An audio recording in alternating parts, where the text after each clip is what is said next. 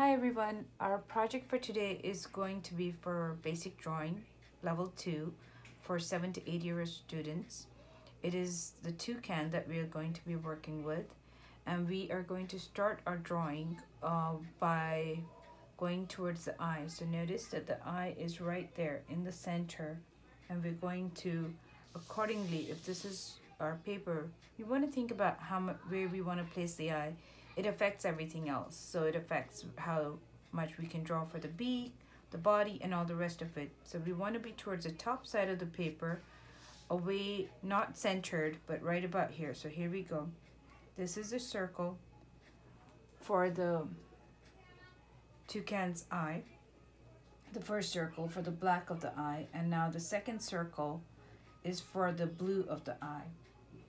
After this, we're going to divide the beak into two sections, the top and the bottom. So move in front of the eye that you just made and create a curved line that follows the curve of the eye till the most part. Stop and redirect the curve at the very, very top. For the bottom of the beak, come down and we have a shorter line right here. Now the middle of the beak, we're going to draw first before we draw the top or the bottom of the beak. So the middle will touch the back of the beak right here and make a diagonal line going away from the bird's eye and bend it at the very tip where we want the beak to end. Go to the top of the bird's beak marking and then bring down a line. Remember to gradually become very skinny at the very, very tip of the beak. The bottom of the beak does something slightly different. It is skinnier. It keeps following the middle of the beak for the majority of it and finishes before the tip of the beak.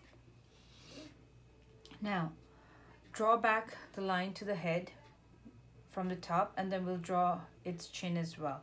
So you're going to touch the beak at the top, make a curved line, and just stop it right there, not take it further than that. The bottom of the beak is going to be right there. That's our chin. The underside of a toucan's body has got white feathers. It's got a lot of white foliage. Now, touch where you ended the headline, and this is where you're going to make an arc to start the top of the bird's body, so to say. So you're going to make like a curved line, almost like a rainbow, and you're going to bring it outward to here. So we have taken away some of our chin line. It's the way we want it. Now we're going to, this body also shows the wing for the toucan right here, and it shows the body curving to the side. So we're going to carry on our line, bring it backward, and stop just about under the headline right there. Don't go to the opposite side of the bird's body, instead come inward. This is where you're going to actually create the wing, but you won't close the tip because the feathers are spread out. Now come back to the lower end of the bird's body and bring your line a little bit further than the wing and wrap it under. So this brings the most of the body. Now we go for our tail. The tail is tucked in under the wing, so we're going to easily make our line right there, touching the wing. The other side of the tail that comes out starts from right here and it brings itself out. This gives us the majority of our bird. Now, we want to take care of its feet. And the feet are tucked in right close to the bird's wing over here, to the toucan's wing. We're going to make one curved line, just like this. And then on the other side, we're going to wrap it to the branch over here. The second line also will be created at this point, and you're going to create a curve just like that. So you leave the middle of it empty and you don't close the toe for right now. We're going to wait a minute.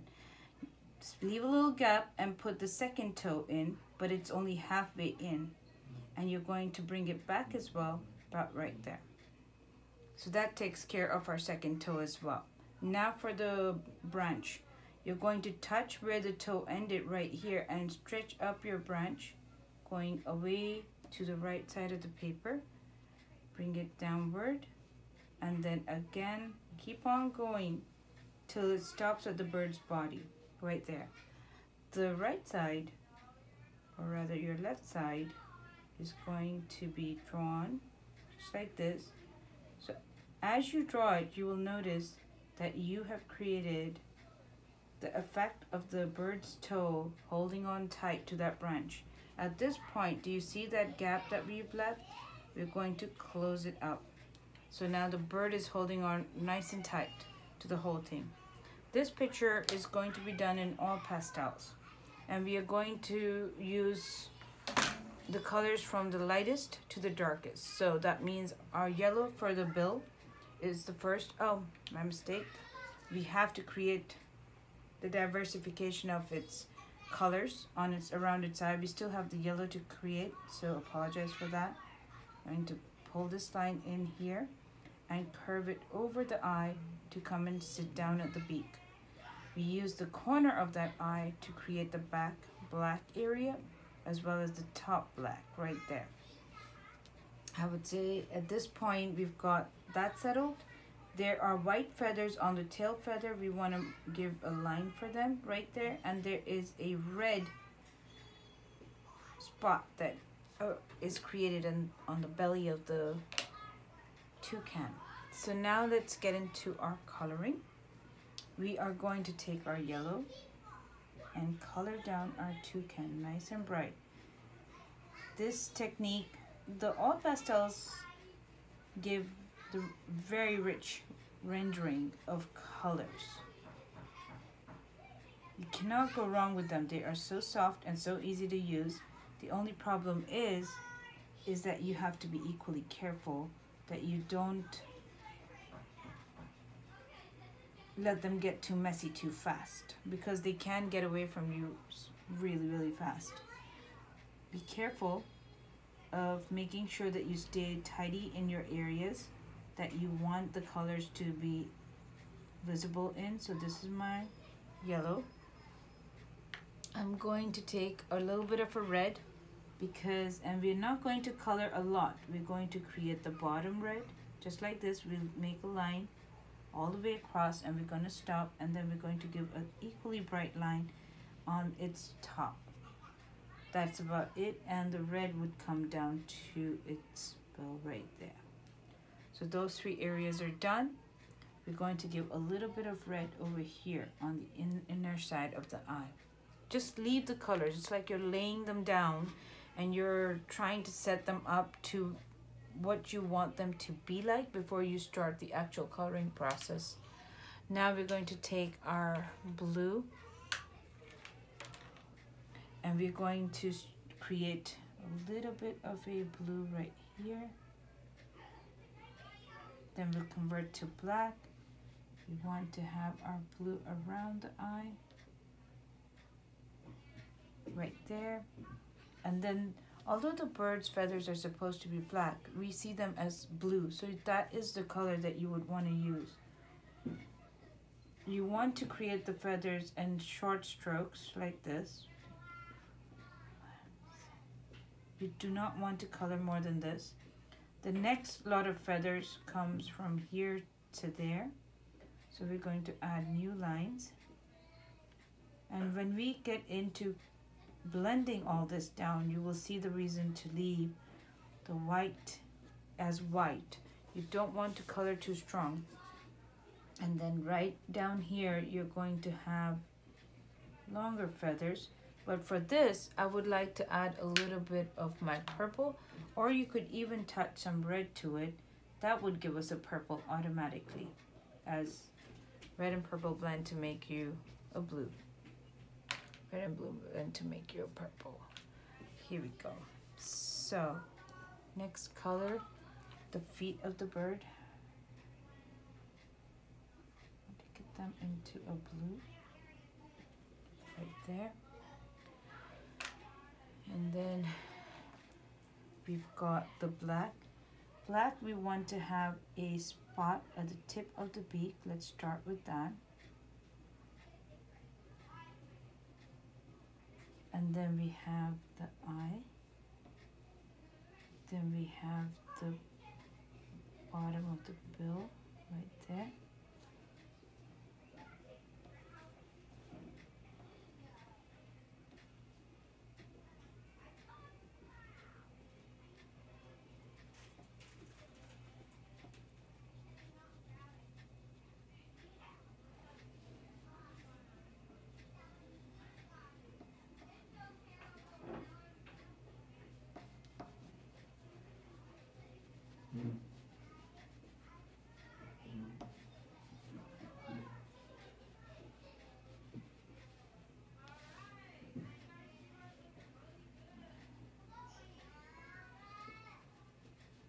You follow the same markings on your bird's coloring as you see them in your feathers.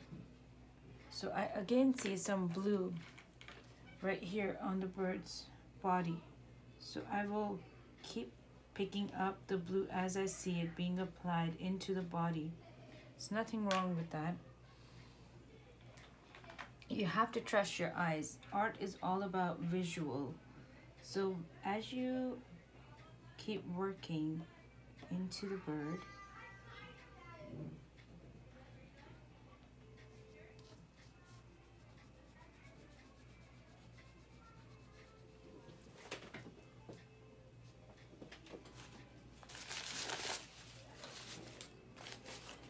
you want to come a little bit over the paper, and I like to protect my work area.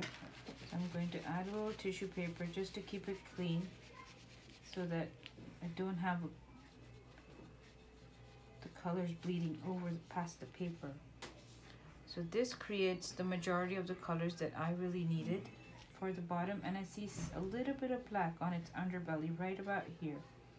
Whatever I see, I trust myself to in the way that I'm seeing things, and I feel free to apply them. Next, we want to get ourselves a little bit of a yellow ochre. Ochre is basically a really good blend between yellows and also browns and everything. It's kind of a perfect blend of creating natural color lights, and they should be there in just about every set that you buy. Typically, whenever you buy a set, it's important to check the color types that you get in the set, even if it's your most basic one. Most companies will do this, where they will give you the most required colors, I guess is the word I'm looking for, in most compositions that students would want to work with. And we typically do find the ochre in there. So I would like to add in the ochre, and then I would like to bring in a burnt umber versus sienna brown.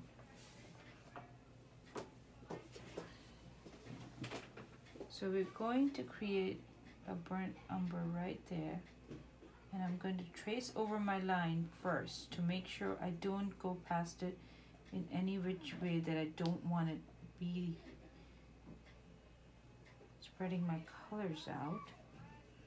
And I carefully apply a little bit extra to the bark of the tree, the branch, to get a little bit of a darkness. Basic rule of art: anytime two objects come very close to proximity, you're looking at a shadow being created. Look for the shadow. That in itself will give you the lights and the darks. It's a basic rule that we all follow in art. Okay. And now it's time for our color. So we're going to spread all our color hues. We won't do the background just yet. We'll do that later. But we use baby oil, just like that. Regular baby oil, nothing too fancy. But you do have the option of using like linseed oil or any other oil that you might have. There's nothing wrong in doing that. You take a clean brush and you start to blend. And once you blend, always start into the lighter colors and let your brush go over them.